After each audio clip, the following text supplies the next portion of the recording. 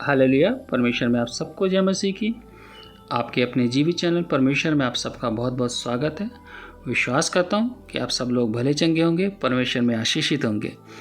हाँ, यदि कोई आपके प्रार्थना के विषय हैं तो आप मेरे व्हाट्सएप नंबर पर सेंड कर सकते हैं। हम सब आपके लिए प्रार्थना करेंगे ताकि परमेश्वर आप सबको आशीष दे। मेरा व्हाट्सएप नंबर आप सबके लिए डिस्क्रिप्शन में साझा किया हुआ है। आप उसमें अपने प्रार्थना के विषय सेंड कर सकते हैं। आज फिर से मैं प्रभु के कलाम से आपके लिए एक और विषय लेकर आया हूँ। मेरा आज का विषय मत्ती की पुस्तक में से है। मत्ती की पुस्तक अध्याय 18 में एक दृष्टांत दिया गया हुआ है परमेश्वर ने कि खोई हुई भेड़ों का दृष्टांत। आइए देखते हैं कि इस दृष्टांत के जरिए परमेश्वर हमसे क्या कहना चाहता है। चलो चलते हैं इस परमेश्वर के इस दृष्टांत में बातचीत करते हैं। तो मत्ती की पुस्तक अध्याय 18 वचन 10 से 11 हमसे यह कहता है, देखो तुम इन छोटों में से किसी को तुच्छ न जानना, क्योंकि मैं तुमसे कहता हूँ कि स्वर्ग में उनके दूत मेरे स्वर्गीय पिता का मुंह सदा देखते हैं, क्योंकि मनुष्य का पुत्र खोए हुए को बचाने आया है। देखिए, यहाँ परमेश्वर कह रहे हैं कि मनुष्य का पुत्र खोए हुए को बचाने आया है। कहने का अभिप्राय है कि इस संसार में बहुत से लोग कमज़ोर हैं, अनाथ हैं, नशे में डूबे हुए हैं, कोई व्यभिचार में डूबा हुआ है, यानी भटके हुए हैं, परमेश्वर से अनजान है। ये परमेश्वर कह रहे हैं कि तुम उन्हें तुच्छ न जानना। वे आत्मिक रूप से बीमार हैं, भटके हुए हैं, क्योंकि एक समय था कि तुम भी भटके हुए थे, बुराइयों में थे, समस्या में थे, लेकिन मेरे अभिषिक्त बच्चों ने सुसमाचार प्रार्थना के द्वारा तुम्हें उन समस्याओं से, बुराइयों से छुटकारा दिलाया और बहुतायत के जीवन में आने का अवसर दिया, जिस कारण तुमने आत्मिक छुटकारा पाया। यहाँ कह रहे हैं कि ना मेरे अभिषिक्त बच्चों ने और ना मैंने तुम्हें तुच्छ जाना।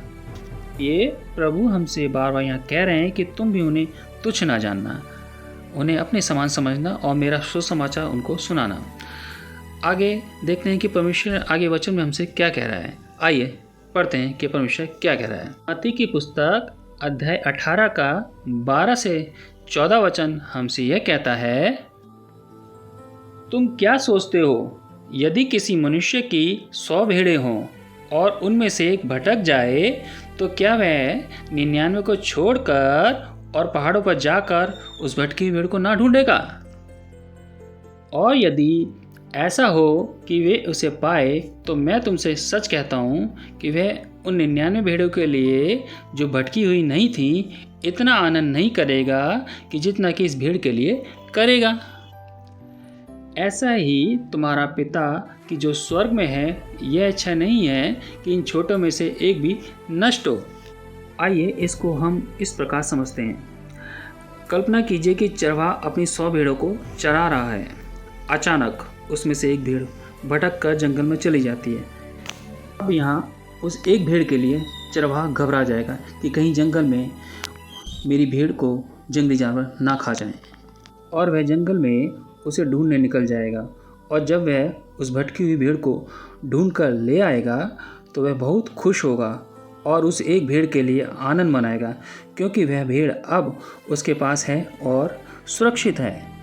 इसी प्रकार बहुत से लोग परमेश्वर के पास आते हैं, उससे आशीष पाते हैं, उसके अद्भुत कार्यों को अपने जीवन में देखते हैं और कलीसिया में आते रहते हैं। कुछ समय बाद वह कलीसिया में आना बंद कर देते हैं, परमेश्वर से दूर हो जाते हैं, भटक जाते हैं, क्योंकि वह शैतान द्वारा दिए गए लालच में फंसकर संसार की बुराइयों में लीन हो जाते हैं। ऐसी ही भेड़ों के प्रति परमेश्वर चिंतित रहता है कि कहीं शैतान इन भेड़ों को फाड़ ना खाए, क्योंकि वह तो इसी लालसा में रहता है।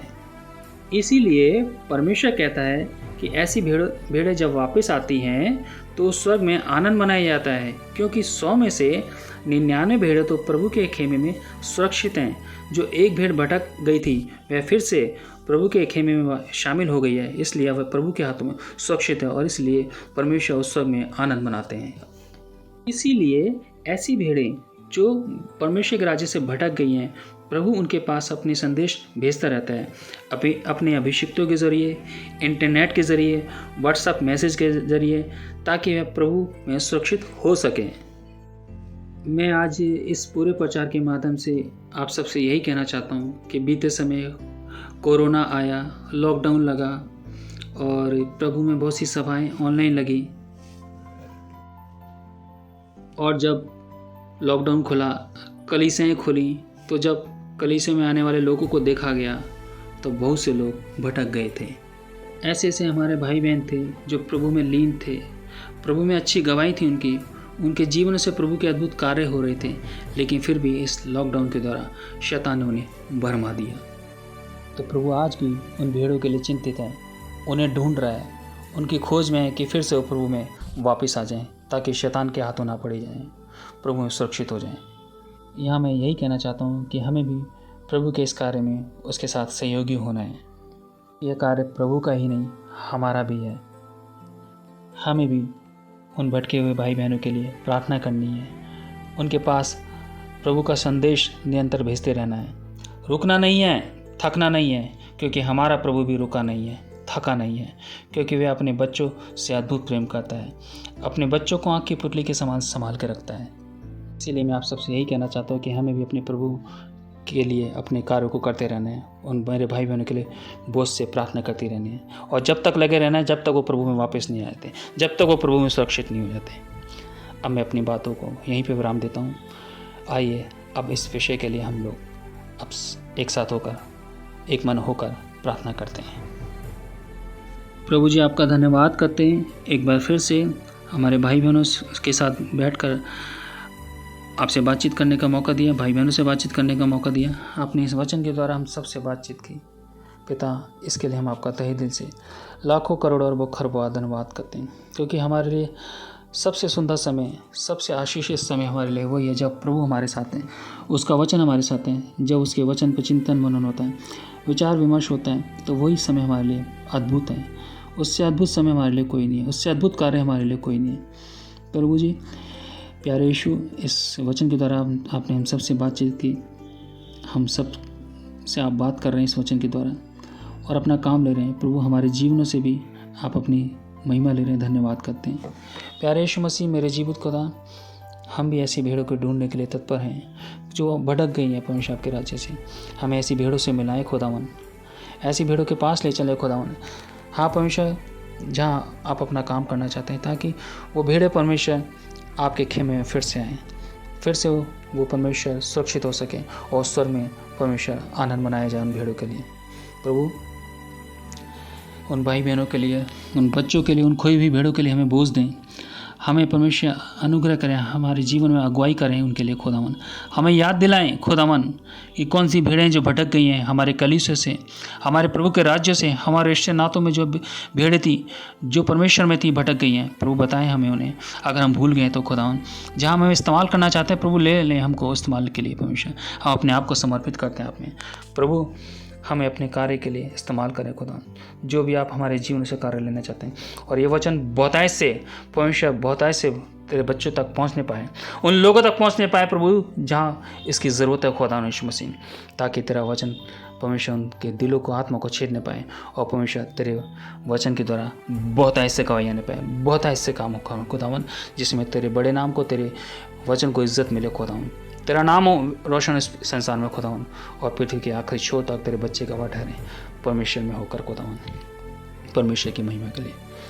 पिता, सब कुछ आपके सामर्थ्य हाथों में सौंपता हूँ, आपकी सिद्ध इच्छा पूरी हो। प्यारे यीशु मसीह, आपने कहा मरकुस 11:24 में कि मेरे बच्चों, विश्वास से जो कुछ तुम प्रार्थना में मांग लो तो प्रतीति कर लो, वो हो गया। प्यारे यीशु, प्रतीति करते ही हो गया यीशु के नाम से।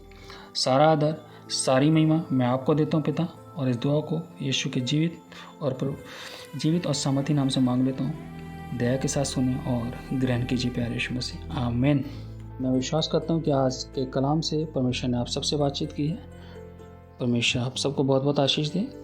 यदि आपने मेरा चैनल सब्सक्राइब नहीं किया है तो सब्सक्राइब करें, बेल आइकन प्रेस करें, और ज़्यादा से ज़्यादा शेयर करें, ताकि परमेश्वर की महिमा ज़्यादा से ज़्यादा इस संसार में फैल सके, और हम पृथ्वी के आखिरी छोर तक परमेश्वर के गवाह ठहरें।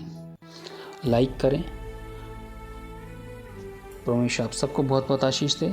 मेरी यही दिली तमन्ना है कि मेरे सब भाई बहन परमेश्वर की महिमा करते चलें, और परमेश्वर में खोजी हो कि ये कौन सी भेड़ें भटक गई हैं, उन भेड़ों को वापस लाने में परमेश्वर में अपनी मेहनत करें, परमेश्वर की सेवा करें, ताकि वो भेड़े परमेश्वर में फिर से आएँ और हम परमेश्वर के साथ उन भेड़ों के लिए आनंद मना सकें। Thank you. परमेश्वर आप सबको आशीष दे। इस वचन को सुनने के लिए, इस कलाम को सुनने के लिए आपका बहुत बहुत धन्यवाद। प्रभु आपको बहुत बहुत आशीष दे, यीशु के नाम से, आमीन।